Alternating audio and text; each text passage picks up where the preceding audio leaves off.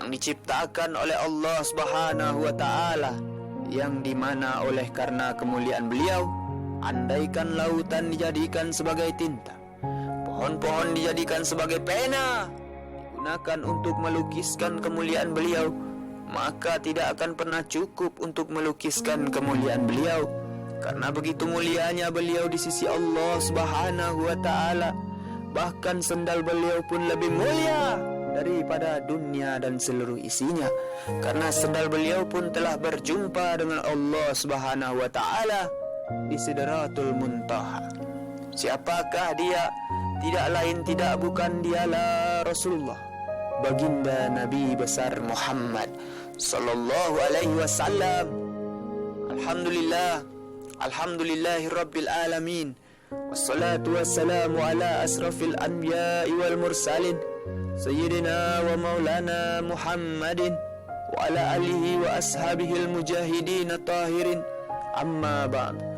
Saudara-saudaraku yang dimuliakan oleh Allah Subhanahu wa ta'ala, kisah Nabi Allah Yusuf alaihi salam, dan inilah yang akan kita bahas pada pertemuan kali ini. Saudara-saudaraku yang dimuliakan oleh Allah Subhanahu wa ta'ala, Nabi Allah Yusuf alaihi salam adalah putra ketujuh daripada 12 putra-putri Nabi Yakub. Ia dengan adiknya yang bernama Benyamin adalah beribukan Rahil, saudara sepupu Nabi Yakub. Ia dikaruniakan oleh Allah Subhanahu wa ta'ala rupa yang bagus, paras yang tampan, dan tubuh yang tegap, yang menjadikan idaman setiap wanita dan kenangan gadis-gadis remaja. Allah Karim. Saudara-saudaraku yang dimuliakan oleh Allah Subhanahu wa ta'ala, ia adalah anak yang dimanjakan oleh ayahnya, lebih disayang dan dicintai dibandingkan dengan saudara-saudaranya yang lain, terutamanya setelah ditinggalkan, yaitu wafatnya ibu kandungnya Rahil semasa ia masih berusia 12 tahun. Auzubillahi min zalik. Saudara-saudaraku yang dimuliakan oleh Allah Subhanahu wa ta'ala, perlakuan yang diskriminatif dari Nabi Yakub terhadap anak-anaknya telah menimbulkan rasa iri hati dan dengki di antara saudara-saudara Yusuf yang lain, yang merasakan bahwa mereka dianaktirikan oleh ayahnya yang tidak adil sesama anak, memanjakan Yusuf lebih daripada yang lain. Rasa jengkel mereka terhadap ayahnya dan iri hati terhadap Yusuf alaihissalam membangkitkan rasa setia kawan antara saudara-saudara Yusuf, persatuan dan rasa persaudaraan yang akrab di antara mereka. Saudara-saudaraku yang dimuliakan oleh Allah Subhanahu wa ta'ala, saudara-saudara Yusuf mengadakan pertemuan. Dalam pertemuan rahasia yang mereka adakan untuk merundingkan nasib yang mereka alami dan mengatur aksi yang harus mereka lakukan bagi menyadarkan ayahnya menurut perlakuan yang adil dan seksama, berkata salah seorang daripada mereka, "Tidakkah kamu merasakan bahwa perlakuan terhadap kita sebagai anak-anaknya tidak adil dan berat sebelah? Ia memanjakan Yusuf dan menyintai serta menyayangi lebih daripada kita, seolah-olah Yusuf dan Benyamin sajalah anak-anak kandungnya dan kita anak-anak tirinya, padahal kita adalah lebih tua dan lebih cekap daripada mereka berdua, serta kitalah yang selalu mendampingi ayah, mengurus segala keperluannya dan keperluan rumah tangganya. Kita merasa heran mengapa hanya Yusuf dan Benyamin saja yang menjadi keistimewaan di sisi ayah? Apakah ibunya lebih dekat kepada hati ayah berbanding dengan ibu kita? Jika memang itu alasannya, maka apakah salah kita bahwa kita lahir daripada ibu yang mendapat tempat kedua di hati ayah? Ataukah paras Yusuf yang lebih tampan dan lebih cekap daripada paras dan wajah kita, yang memang sudah demikian diciptakan oleh Tuhan dan sesekali bukan kehendak atau hasil usaha kita? Kita amat sesalkan atas perlakuan dan tindakan ayah yang sesal dan keliru ini, serta harus melakukan sesuatu untuk mengakhiri keadaan yang pincang serta menjengkelkan hati kami semua. Na'udzubillahi min zalik. Saudara-saudaraku yang dimuliakan oleh Allah Subhanahu wa ta'ala, seorang saudara lain berkata, menyambung soal cinta atau benci, simpati atau antipati adalah soal hati yang tumbuh laksana jari-jari kita. Tidak dapat ditanyakan mengapa yang satu lebih rendah dari yang lain dan mengapa ibu jari lebih besar dari kelingking. Yang kita sesalkan ialah bahwa ayah kita tidak dapat mengawal rasa cintanya yang berlebih-lebihan kepada Yusuf dan Benyamin, sehingga menyebabkannya berlaku tidak adil terhadap kami semua selaku sesama anak kandungnya. Keadaan yang pincang dalam hubungan kita dengan ayah tidak akan hilang jika penyebab utamanya tidak kita hilangkan. Dan sebagaimana kamu ketahui bahwa penyebab utamanya dari keadaan yang menjengkelkan hati ini adalah adanya Yusuf di tengah-tengah kita.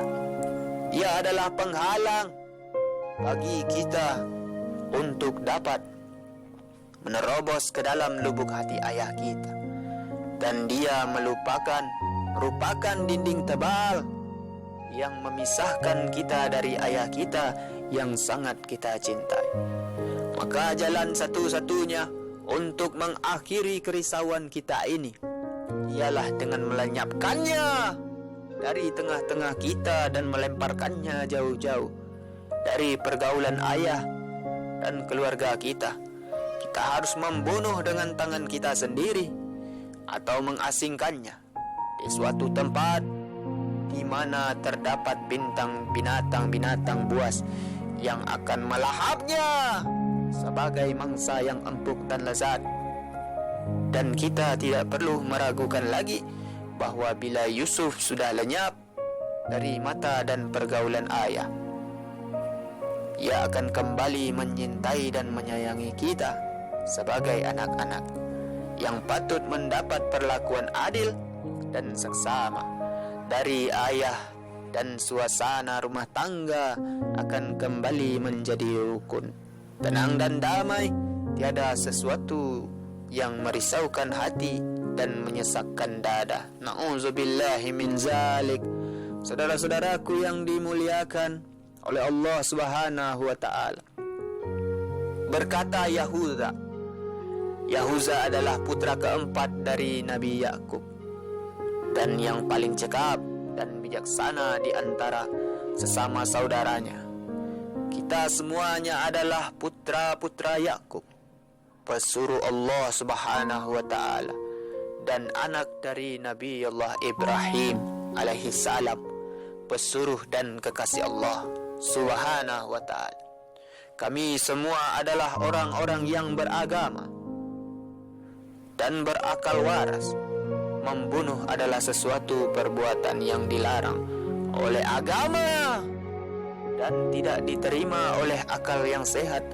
Apalagi yang kami bunuh itu atau serahkan jiwanya kepada binatang buas itu adalah saudara kita sendiri, sekandung, sedarah, sedaging, yang tidak berdosa dan tidak pula pernah melakukan hal-hal yang menyakitkan hati atau menyentuh perasaan, dan bahwa ia lebih dicintai dan disayangi oleh ayah, itu adalah suatu yang berada di luar kekuasaannya dan sesekali tidak dapat ditimpakan dosanya kepadanya. Maka menurut fikiran saya, kata Yahuda, melanjutkan bahasnya, ia dengan jalan yang terbaik untuk melenyapkan Yusuf ialah melemparkannya ke dalam sebuah perigi yang kering yang terletak di sebuah persimpangan jalan, tempat kafilah-kafilah dan para musafir berhenti beristirahat, memberi makan dan minum kepada binatang-binatang kendaraannya. Dengan cara demikian, kemungkinan bahwa salah seorang daripada musafir itu menemukan Yusuf, mengangkatnya dari dalam perigi dan membawanya jauh-jauh sebagai anak pungut atau sebagai hamba sahaya yang akan diperjualbelikan dengan cara aku kemukakan ini, kami telah dapat mencapai tujuan kami tanpa melakukan pembunuhan dan merenggut nyawa adik kami yang tidak berdosa. Na'udzubillahi min zalik. Saudara-saudaraku yang dimuliakan oleh Allah Subhanahu wa ta'ala, fikiran dan cadangan yang dikemukakan oleh Yahuda itu mendapat sambutan baik dan disetujui oleh saudara-saudaranya yang lain, dan akan melaksanakannya pada waktu dan kesempatan yang tepat. Pertemuan secara rahasia itu bersurai dengan janji-janji dari masing-masing saudara yang hadir akan menutup mulut dan merahasiakan rancangan jahat ini seketat-ketatnya agar tidak bocor dan tidak didengar oleh ayah mereka sebelum pelaksanaannya. A'udzubillahi min zalik. Saudara-saudaraku yang dimuliakan oleh Allah Subhanahu wa ta'ala. Lalu Nabi Allah Yusuf alaihissalam bermimpi pada malam di mana para saudaranya mengadakan pertemuan sulit yang mana untuk merancangkan muslihat dan rancangan jahat terhadap diri adiknya, yang ketika itu Nabi Allah Yusuf alaihissalam sedang tidur nyenyak, mengawang di alam mimpi yang sedap dan mengasyikkan, tidak mengetahui apa yang oleh takdir direncanakan atas dirinya, dan tidak terbayang olehnya bahwa penderitaan yang akan dialaminya adalah akibat dari perbuatan saudara-saudara kandungnya sendiri yang diilhamkan oleh sifat-sifat cemburu, iri hati dan dengki. Na'udzubillahi min zalik. Saudaraku yang dimuliakan oleh Allah Subhanahu wa ta'ala, pada malam yang naas itu Nabi Yusuf melihat dalam mimpinya seakan-akan 11 bintang, matahari dan bulan yang berada di langit turun dan sujud di depannya. Terburu-buru setelah bangun dari tidurnya, ia datang menghampiri ayahnya, menceritakan kepadanya apa yang ia lihat dan alami dalam mimpi. Saudara-saudaraku yang dimuliakan oleh Allah Subhanahu wa ta'ala, tanda gembira segera tampak pada wajah Yakub yang berseri-seri ketika mendengar cerita mimpi Yusuf, putranya. Ia berkata kepada putranya, "Wahai anakku, mimpimu adalah mimpi yang berisi dan bukan mimpi yang kosong. Mimpimu memberikan tanda yang membenarkan firasatku pada dirimu, bahwa engkau dikaruniakan oleh Allah Subhanahu wa ta'ala kemuliaan, ilmu dan kenikmatan hidup yang mewah. Mimpimu adalah suatu berita gembira dari Allah Subhanahu wa ta'ala kepadamu bahwa hari depanmu adalah hari depan yang cerah, penuh kebahagiaan, kebesaran dan kenikmatan yang melimpah-limpah. Akan tetapi engkau harus berhati-hati, wahai Yusuf. Wahai anakku, janganlah engkau ceritakan mimpimu itu kepada saudaramu, yang aku tahu mereka tidak menaruh cinta kasih kepadamu. Bahkan mereka mengiri kepadamu karena kedudukan yang aku berikan kepadamu. Dan kepada adikmu Benyamin, mereka selalu berbisik-bisik membicarakan halmu dan selalu menyindir-nyindir dalam percakapan mereka tentang kamu berdua. Aku khawatir kalau engkau ceritakan kepada mereka kisah mimpimu, akan makin meluaplah rasa dengki dan iri hati mereka terhadap, dan bahkan tidak mungkin bahwa mereka akan merancang perbuatan jahat terhadapmu yang akan membinasakan engkau. Dan dalam keadaan demikian, syaitan tidak akan tinggal diam, tetapi akan makin membakar semangat jahat mereka dan mengorbankan rasa dengki dan iri hati yang bersemayam dalam dada mereka. Maka berhati-hatilah, hai anakku, jangan sampai cerita mimpimu ini bocor dan didengar oleh mereka. Na'udzubillahi min zalik. Saudara-saudaraku yang dimuliakan oleh Allah Subhanahu wa ta'ala, isi cerita tersebut di atas terdapat dalam Al-Quranul Karim, dalam surah Yusuf ayat 4 sehingga ayat 10, yang berbunyi sebagai berikut. Maksudnya, ingatlah ketika Yusuf berkata kepada ayahnya, wahai ayahku, sesungguhnya aku bermimpi melihat 11 buah bintang, matahari dan bulan, kulihat semuanya sujud kepadaku. Ayahnya berkata, hai anakku, janganlah kamu ceritakan mimpimu itu kepada saudara-saudaramu, maka mereka membuat muslihat untuk membinasakan. Sesungguhnya syaitan itu adalah musuh yang nyata bagi manusia, dan demikianlah Tuhanmu memilih kamu untuk menjadi nabi, dan diajarkannya kepada kamu sebagian dari takdir mimpi-mimpi, dan disempurnakannya nikmatnya kepadamu dan kepada keluarga Yakub, sebagaimana ia telah menyempurnakan nikmatnya kepada 2 orang bapakmu sebelum itu, yaitu Ibrahim dan Ishak. Sesungguhnya Tuhanmu maha mengetahui lagi maha bijaksana. Sesungguhnya ada beberapa tanda-tanda kekuasaan Allah Subhanahu wa ta'ala pada kisah Yusuf dan saudara-saudara bagi orang yang bertanya, yaitu ketika mereka berkata, sesungguhnya Yusuf dan saudara kandungnya Benyamin lebih dicintai oleh ayah kita daripada kita sendiri. Padahal kita ini adalah satu golongan yang kuat. Sesungguhnya ayah kita adalah dalam kekeliruan yang nyata. Bunuhlah Yusuf atau buanglah dia ke suatu daerah yang tidak dikenal, supaya perhatian ayahmu tertumpah kepadamu saja. Dan sesudah itu hendaklah kamu menjadi orang yang baik. Seorang daripada mereka berkata, janganlah kamu bunuh Yusuf, tetapi masukkanlah ia ke dalam perigi, supaya dia dipungut oleh beberapa orang musafir, jika kamu hendak berbuat. Quran Surat Yusuf ayat 4 sampai dengan 10. Auzubillahi min zalik.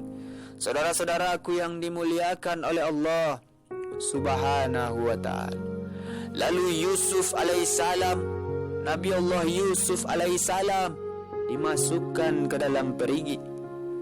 Pada esok harinya, setelah semalam suntuk saudara kandung Yusuf, bertemu berundingkan siasat dan merancangkan penyingkiran adiknya yang merupakan saingan yang berat dalam merebut hati si ayah. Datanglah mereka menghadapi Nabi Yakub. Ayahnya meminta izin membawa Yusuf berekreasi bersama mereka di luar kota. Berkata juru cakap mereka kepada si ayah, "Wahai ayah yang kami cintai, kami berhajat berekreasi dan berkelah di luar kota beramai-ramai, dan ingin sekali bahwa adik kami Yusuf turut serta dan tidak ketinggalan, menikmati udara yang cerah di bawah langit biru yang bersih. Kami akan bawa bekal makanan dan minuman yang cukup untuk santapan kami selama hari berada di luar kota, untuk bersukaria dan bersenang-senang, menghibur hati yang lara dan melapangkan dada yang sesak, seraya mempertebal rasa persaudaraan dan semangat kerukunan antara sesama saudara." Saudara-saudaraku yang dimuliakan oleh Allah Subhanahu wa ta'ala, berkatalah Yakub, Nabi Allah Yakub alaihissalam kepada putra-putranya, "Sesungguhnya akan sangat merungsingkan fikiranku bila Yusuf berada jauh dari jangkauan mataku, apalagi akan turut serta bersamamu keluar kota di lapangan terbuka yang menurut pendengaranku banyak binatang buas seperti serigala yang banyak berkeliaran di sana. Aku khawatir bahwa kamu akan lengah menjaganya karena kesibukan kamu bermain-main sendiri, sehingga akan menjadikannya mangsa bagi binatang-binatang buas itu. Alangkah sedihnya aku bila hal itu terjadi. Kamu mengetahui betapa sayangnya aku kepada Yusuf yang telah ditinggalkan oleh ibunya." Putra-putranya menjawab, "Wahai ayah, kami masuk di akal bahwa Yusuf akan diterkam oleh serigala atau binatang buas yang lain. Tidak masuk akal bahwa Yusuf akan diterkam oleh serigala atau binatang buas yang lain. Padahal tidak ada di antara kami yang bertubuh lemah atau berhati penakut. Kami sanggup menolak segala gangguan dan serangan dari manapun datangnya. Apakah itu binatang buas atau makhluk lain, kami cukup kuat serta berani, dan kami menjaga Yusuf sebaik-baiknya. Tidak akan melepaskannya dari pandangan kami, walau sekejap pun. Kami akan mempertaruhkan jiwa raga kami semua untuk keselamatannya. Dan di manakah kami akan menaruh wajah kami bila hal-hal yang mengecewakan ayah mengenai diri Yusuf? Na'udzubillahi min zalik." Saudara-saudaraku yang dimuliakan oleh Allah Subhanahu wa ta'ala, akhirnya Nabi Allah Yusuf alaihissalam tidak ada alasan untuk menolak permintaan anak-anak, membawa Yusuf berekreasi, melepaskan Yusuf di tangan saudara-saudaranya. Nabi Allah Yakub tidak punya pilihan lagi. Yang diketahui mereka tidak menyukainya, yang tidak menaruh kasih sayang kepadanya. Ia berkata kepada anak-anaknya, "Baiklah, jika kamu memang sanggup bertanggung jawab atas keamanan dan keselamatannya sesuai dengan kata-kata yang kamu ucapkan itu, maka aku izinkan Yusuf menyertaimu. Semoga Allah Subhanahu wa ta'ala melindunginya bersama kamu sekalian." Saudara-saudaraku yang dimuliakan oleh Allah Subhanahu wa ta'ala, pada esok harinya berangkatlah rombongan putra-putra Yakub kecuali Benyamin menuju ke tempat rekreasi, atau yang sebenarnya menuju tempat di mana rancangan Yusuf akan ditinggalkan. Setiba mereka di sekitar telaga, yang menjadi tujuan, Yusuf segera ditanggalkan pakaiannya dan dicampakkannya di dalam telaga itu tanpa menghiraukan jeritan tangisnya, yang sedikit pun tidak mengubah hati abang-abangnya yang sudah kehilangan rasa cinta kepada adik yang tidak berdosa itu. Na'udzubillahi min zalik. Hati mereka menjadi lega dan dada mereka menjadi lapang karena rancangan busuknya telah berhasil dilaksanakan. Dan dengan demikian akan terbukalah hati Yakub seluas-luasnya bagi mereka, dan kalaupun tindakan mereka itu akan menyedihkan ayahnya, maka lama-kelamaan akan hilanglah kesedihan itu bila mereka pandai menghiburnya untuk melupakan dan melenyapkan bayangan Yusuf dari ingatan ayahnya. Na'udzubillah min zalik.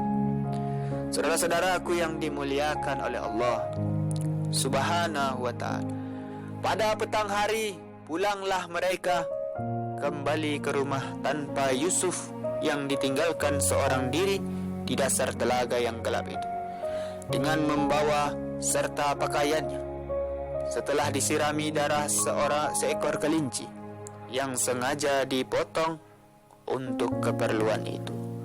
Mereka menghadap Nabi Yakub seraya menangis, mencucurkan air mata dan bersandiwara seakan-akan, dan susah hati berkatalah mereka kepada ayahnya, "Wahai ayah, alangkah sial dan naasnya hari ini bagi kami, bahwa kekhawatiran yang ayah kemukakan kepada kami tentang Yusuf kepada kami telah pun terjadi dan menjadi kenyataan, bahwa firasat ayah yang tajam itu tidak meleset.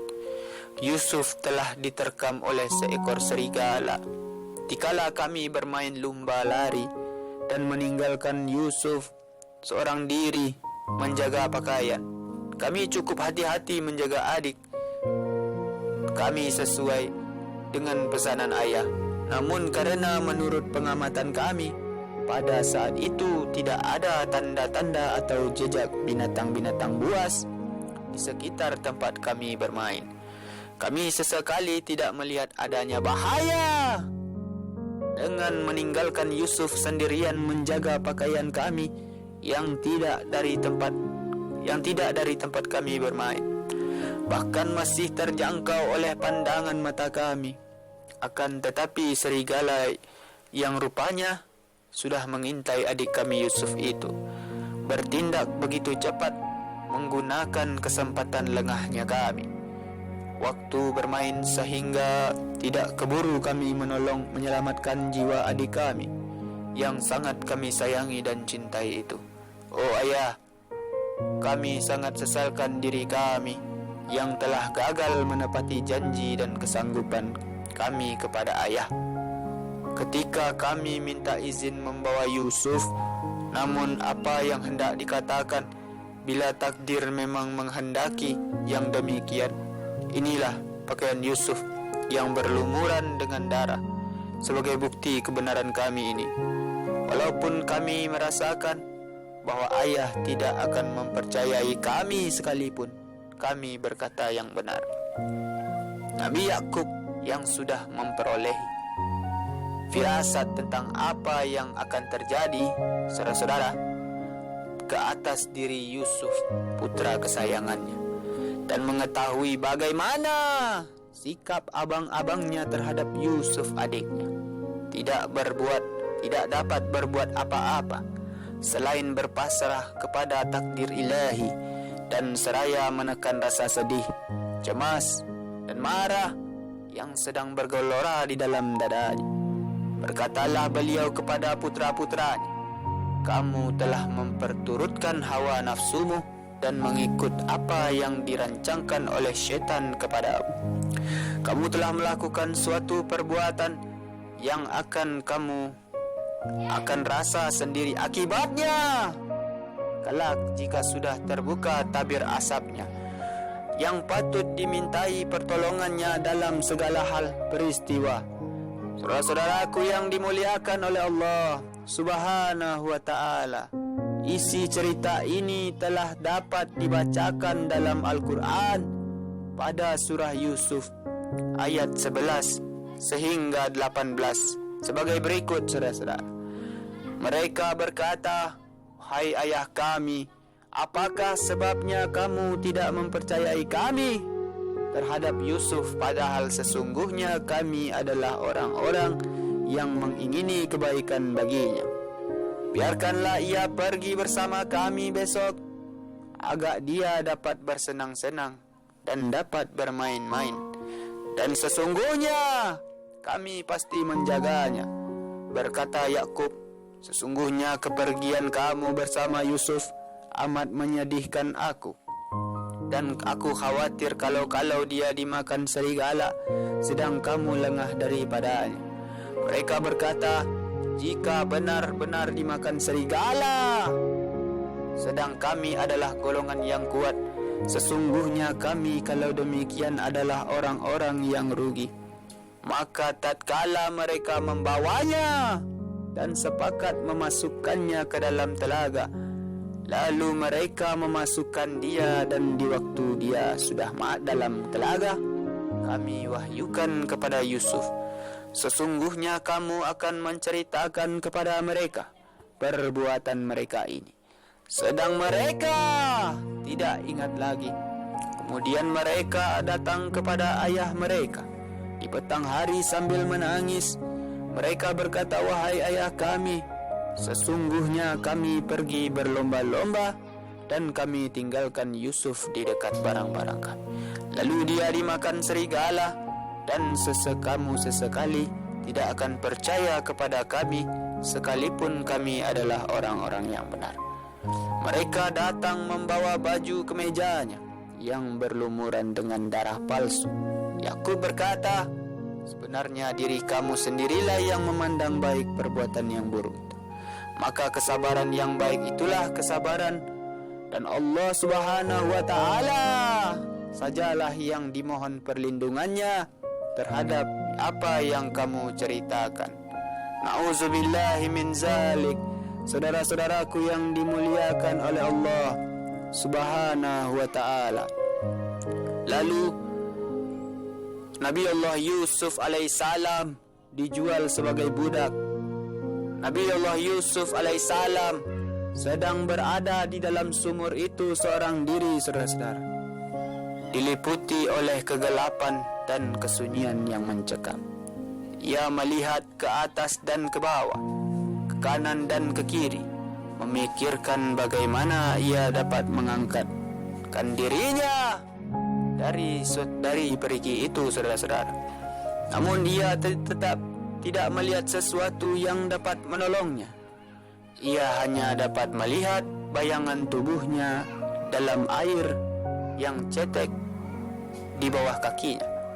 Sungguh suatu ujian yang amat berat bagi seorang semuda Yusuf, saudara-saudara, yang masih belum banyak pengalamannya dalam penghidupan. Baru pertama kali ia berpisah dari ayahnya yang sangat menyayangi dan memanjakannya. Lebih-lebih terasa beratnya ujian itu karena yang melemparkannya ke dasar telaga itu adalah abang-abangnya sendiri, saudara-saudara, putra-putra ayahnya. Auzubillahi min zalik. Yusuf di samping memikirkan nasibnya yang sedang dialami, serta sebagaimana ia menyelamatkan dirinya dari bahaya kelaparan, sekiranya ia lama tidak tertolong, ia selalu mengenang ayahnya. Ketika melihat abang-abangnya kembali pulang ke rumah tanpa dirinya bersama mereka. Nauzubillahi min zalik. 3 hari berselang sejak Yusuf dilemparkan ke dalam perigi, dan belum nampak tanda-tanda yang memberi harapan baginya dapat keluar dari kurungannya. Sedangkan bahaya kelaparan sudah mulai membayangi dan sudah nyaris berputus asa ketika sekonyong-konyong terdengar olehnya suara sayup-sayup suara aneh yang belum pernah didengarnya. Sejak ia dilemparkan ke dalam telaga itu, makin lama makin jelaslah suara itu, yang akhirnya terdengar seakan anjing menggonggong, suara orang-orang bercakap dan tertawa terbahak-bahak, dan suara jejak kaki manusia dan binatang sekitar telaga itu. Ternyata yang terdengar oleh Yusuf alaihissalam ialah suara-suara orang, suara-suara yang timbul oleh sebuah kafilah yang sedang berhenti di sekitar perigi, di mana ia terkurung untuk beristirahat sambil mencari air untuk diminum bagi mereka dan binatang-binatang mereka.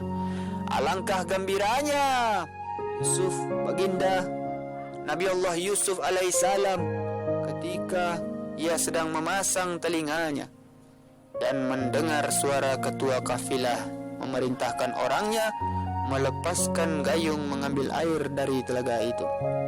Sejurus kemudian dilihat oleh Yusuf sebuah gayung turun ke bawah dan begitu terjangkau oleh tangannya.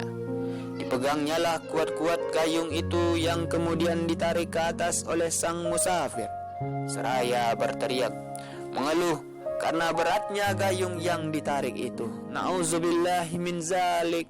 Saudara-saudaraku yang dimuliakan oleh Allah Subhanahu wa ta'ala, pada musafir yang berada di kafilah itu terperanjat dan takjub ketika melihat bahwa yang memberatkan gayung itu bukannya air tetapi manusia hidup berparas tampan, bertubuh tegak dan berkulit putih bersih. Mereka berunding apa yang akan diperbuat dengan hamba Allah yang telah diketemukan di dalam dasar perigi itu. Dilepaskannya di tempat yang sunyi itu atau dikembalikan kepada keluarganya.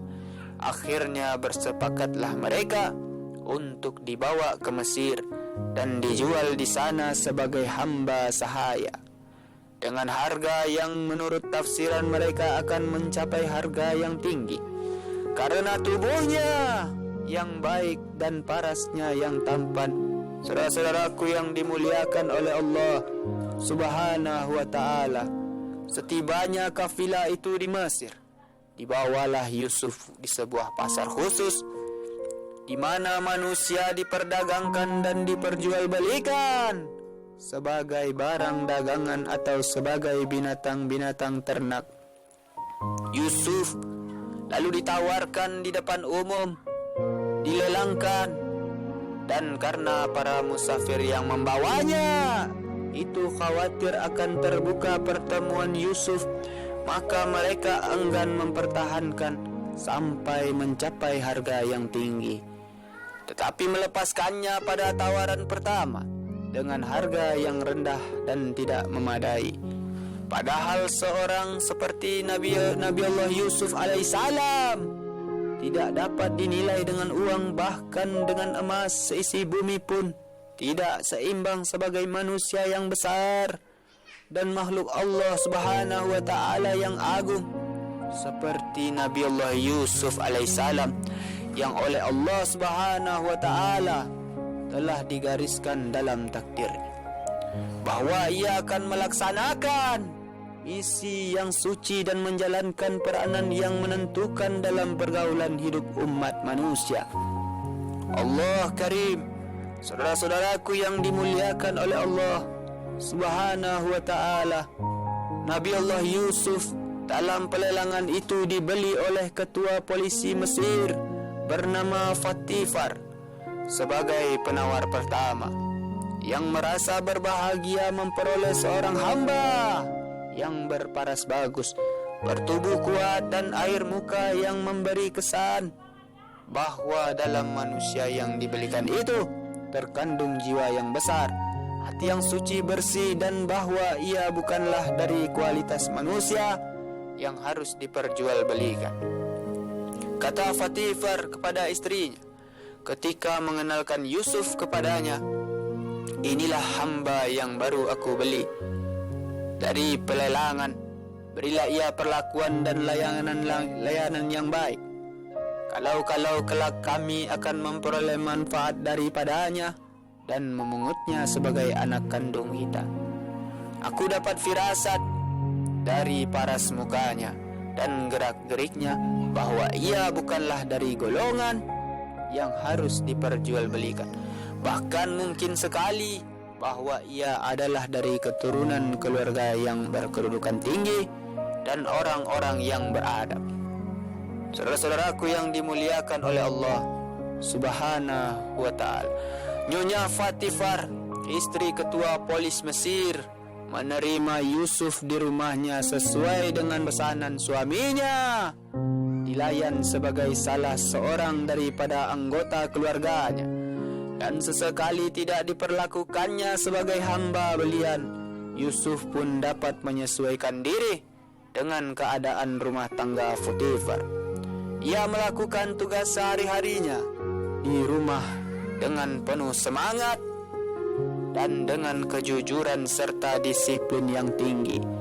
Segala kewajiban yang tugas yang diperintahkan kepadanya diurus dengan senang hati, seolah-olah dari perintah oleh orang tuanya sendiri. Demikianlah makin lama makin disayanglah akan Yusuf di rumah ketua polis Mesir itu, sehingga merasa seakan-akan berada di rumah keluarga dan orang tuanya sendiri. Saudara-saudaraku yang dimuliakan oleh Allah Subhanahu wa ta'ala, tentang isi cerita di atas dapat dibaca dalam surah Yusuf ayat 19 sehingga ayat 21 sebagai berikut. Kemudian datanglah sekelompok orang musafir, lalu mereka menyuruh seorang mengambil air mereka. Maka ia menurunkan timbanya. Ia berkata, "Oh, kabar gembira, ini seorang anak muda." Kemudian mereka menyembunyikannya, dia sebagai barang dagangan. Dan Allah Subhanahu wa ta'ala Maha mengetahui apa yang mereka kerjakan. Dan mereka menjual Yusuf dengan harga yang murah, yaitu beberapa dirham saja. Dan mereka merasa tidak tertarik hatinya kepada Yusuf alaihissalam. Dan orang Mesir yang membelinya berkata kepada istrinya, "Berikanlah kepadanya tempat dan layanan yang baik. Boleh jadi dia bermanfaat kepada kita, atau kita pungut dia sebagai anak. Dan demikian pula lah kami memberikan kedudukan yang baik kepada Yusuf di muka bumi Mesir, dan agar kami ajarkan kepadanya takbir mimpi, dan Allah Subhanahu wa ta'ala berkuasa terhadap urusannya. Tetapi kebanyakan manusia tidak mengetahuinya." Surat Yusuf ayat 19 sampai 21. Saudara-saudaraku yang dimuliakan oleh Allah Subhanahu wa ta'ala, mungkin hanya itulah yang bisa kita bicarakan pada pertemuan kali ini. Mudah-mudahan ada manfaatnya. Terima kasih atas segala perhatian saudara. Mohon maaf atas segala kekurangan. Usikum wa nafsi bitaqwallah. Wassalamualaikum warahmatullahi wabarakatuh. Assalamualaikum warahmatullahi wabarakatuh. Bismillahirrahmanirrahim. Bersyukur kita kepada Allah Subhanahu wa ta'ala, dan bersolawat kita kepada makhluk yang sangat mulia yang dicipta